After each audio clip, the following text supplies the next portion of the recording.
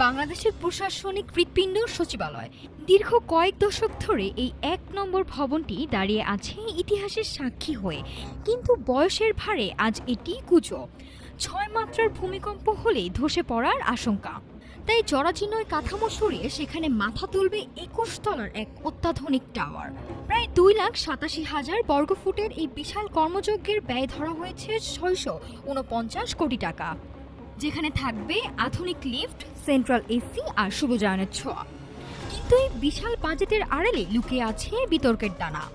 হিসাব বলছে ভবনের প্রতি বর্গমিটারের খরচ হবে প্রায় ৫৩,০০০ টাকা, সাধারণ মানের চেয়ে যা অনেক বেশি। বিস্ময়কর তথ্য মিলেছে লিফট কেনা নিয়ে। একটি লিফটের গড় দাম ধরা হয়েছে ২ কোটি টাকার বেশি, যেখানে দেশীয় বাজারে ভালো মানের লিফট মিলে এর ১/৪ দামে। ইসি আর বিদ্যুতায়নের খরচও চোখ কপালে তোলার মতো। তবে সংশ্লিষ্টরা বলছে ভিন্ন কথা। মুখে বললে চলে আসবে লিফট, এমন সব হালের প্রযুক্তি যুক্ত হবে এই গ্রিন বিল্ডিংয়ে।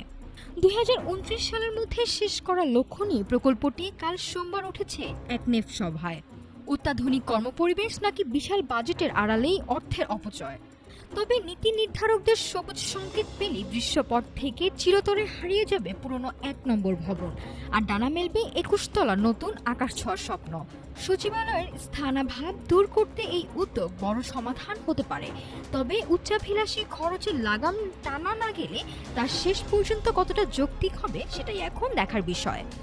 নাফিস সামিয়া, ঢাকা টুডে।